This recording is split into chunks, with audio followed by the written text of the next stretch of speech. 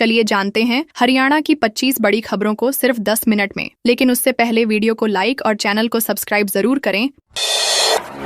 हरियाणा में यात्रियों से भरी वॉल्वो बस ट्रक से टकराई। सोनीपत में नेशनल हाईवे 44 पर राई फ्लाईओवर के सामने शनिवार को पंजाब की प्राइवेट वॉल्वो बस खराब खड़े ट्रक से पीछे से टकरा गई। बस देर रात अमृतसर से दिल्ली की ओर आ रही थी और प्रत्यक्षदर्शियों के अनुसार रफ्तार तेज थी। टक्कर इतनी जबरदस्त थी कि बस का अगला हिस्सा बुरी तरह क्षतिग्रस्त हो गया। हादसे में बस कंडक्टर की मौत हो गई, जबकि ड्राइवर समेत कई यात्री घायल हुए। कुछ यात्री सीटों के बीच फंस गए, जिन्हें शीशे काटकर बाहर निकाला गया। राई थाना पुलिस ने घायलों को सिविल अस्पताल पहुंचाया, जबकि ड्राइवर को रोहतक मेडिकल रेफर किया गया। हादसे के बाद हाईवे पर लंबा जाम लगा रहा।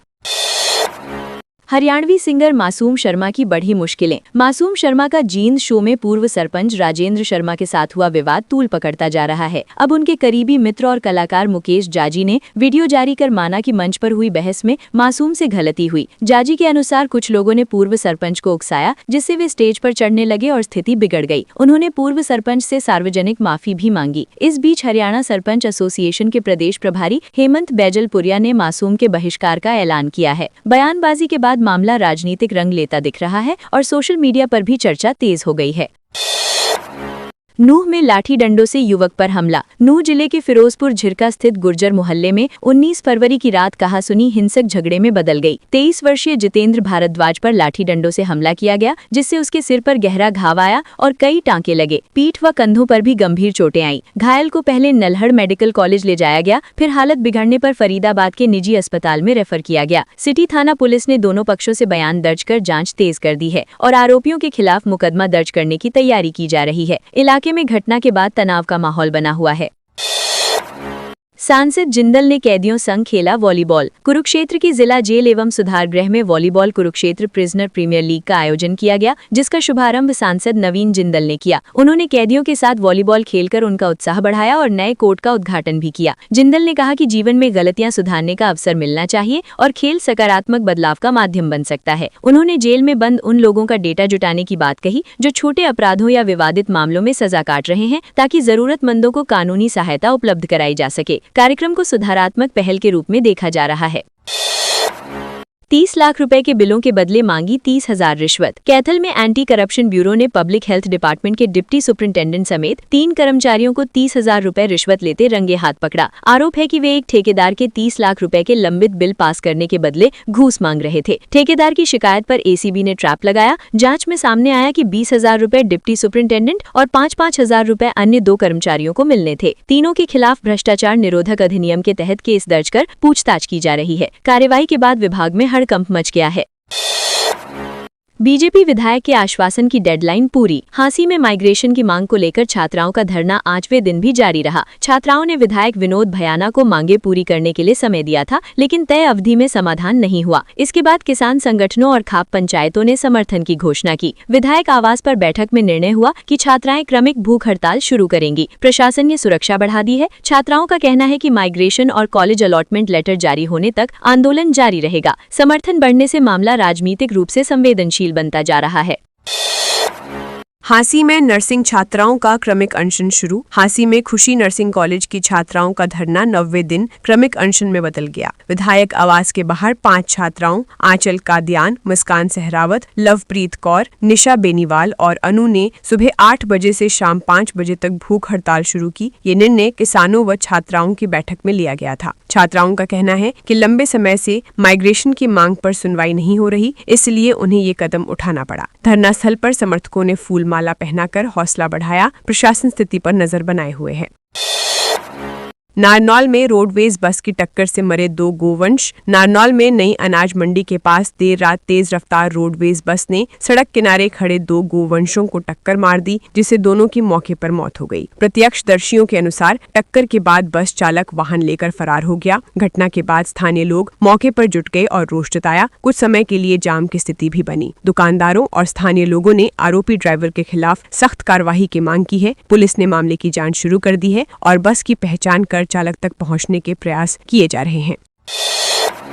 चंडीगढ़ में हरियाणा सीएम बोले, मुझे रोका जा रहा है। चंडीगढ़ में भाजपा पंजाब कार्यालय में आयोजित कार्यक्रम में नायब सिंह सैनी ने विभिन्न नेताओं और 125 युवाओं को पार्टी की सदस्यता दिलाई। इनमें पंजाब यूनिवर्सिटी से जुड़े छात्र नेता भी शामिल रहे। कार्यक्रम में सैनी ने कहा कि जो लोग काम करना चाहते हैं उन्हें रोका जा रहा है और विपक्षी दलों को विकास कार्यों में बाधा नहीं डालनी चाहिए। उन्होंने आम आदमी पार्टी पर निशाना साधते हुए काम करने की नसीहत दी। 2027 विधानसभा चुनाव से पहले इसे भाजपा की संगठनात्मक मजबूती की दिशा में अहम कदम माना जा रहा है।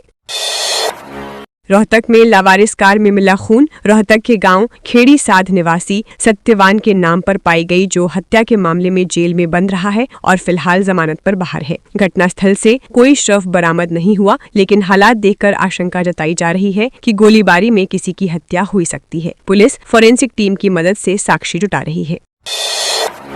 रिटायर्ड फौजी की हत्या आरोपियों ने खेत में दबाए सिक्के। रेवाड़ी जिले में रिटायर्ड फौजी की हत्या के मामले में गिरफ्तार लॉ स्टूडेंट और वार्ड बॉय ने चोरी किए 231 रुपए के सिक्के खालेटा गांव के खेत में इकट्ठा खोदकर दबा दिए थे। सीआईए टीम ने आरोपियों की निशानदेही पर सिक्के बरामद कर लिए हैं। पुलिस के अनुसार आरोपियों ने 55 ग्राम सोना, 1 किलो चांदी और करीब 35,000 रुपए नकद भी चोरी किए थे। सोने चांदी के खरीदार का भी सुराग मिला है, जिसकी तलाश जारी है। कोर्ट से 3 दिन का रिमांड मिलने के बाद आरोपियों से पूछताछ में कई अहम खुलासे होने की उम्मीद है।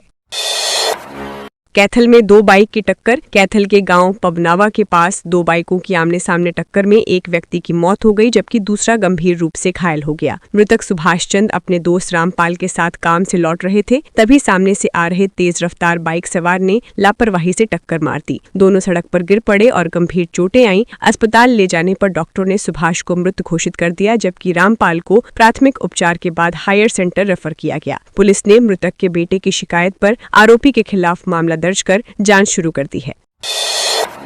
सीएम सैनी बोले, भारत मंडपम में कांग्रेस का विरोध दुर्भाग्यपूर्ण। नायब सिंह सैनी ने नई दिल्ली स्थित भारत मंडपम में आयोजित एक अंतर्राष्ट्रीय समिट के दौरान कांग्रेस के विरोध को दुर्भाग्यपूर्ण बताया। उन्होंने कहा कि वैश्विक मंच पर देश की छवि को नुकसान पहुंचाने वाली गतिविधियां उचित नहीं है। सैनी ने आरोप लगाया कि कुछ लोग संवैधानिक संस्थाओं का अपमान कर लोकतांत्रिक मूल्यों को कमजोर कर रहे हैं। उनके अनुसार जब विश्व भर से नीति निर्माता और प्रतिनिधि भारत आए हों, तब अशोभनीय व्यवहार देश की प्रतिष्ठा को ठेस पहुंचाता है। बयान को राजनैतिक संदर्भ में महत्वपूर्ण माना जा रहा है।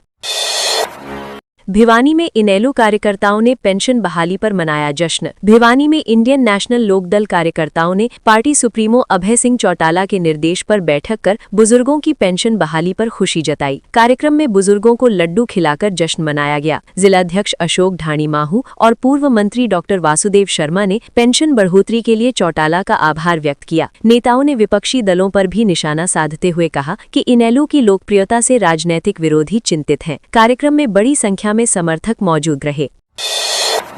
पंचकुला में डीआरओ की अग्रिम जमानत याचिका खारिज। पंचकुला में हरियाणा शहरी विकास प्राधिकरण के डीआरओ जोगिंदर शर्मा की अग्रिम जमानत याचिका अतिरिक्त जिला एवं सत्र न्यायाधीश की अदालत ने खारिज कर दी। एंटी करप्शन ब्यूरो ने कोर्ट में फोन रिकॉर्ड और अन्य साक्ष्य पेश किए, जिनमें जमीन खरीदार के साथ बातचीत का उल्लेख था। बचाव पक्ष ने कई बड़े मामलों का हवाला दिया, लेकिन अदालत ने दलीलों को पर्याप्त नहीं माना। जमानत खारिज होने के बाद एसीबी अब गिरफ्तारी की कार्रवाई कर सकती है। मामले को लेकर विभाग में हलचल बढ़ गई है।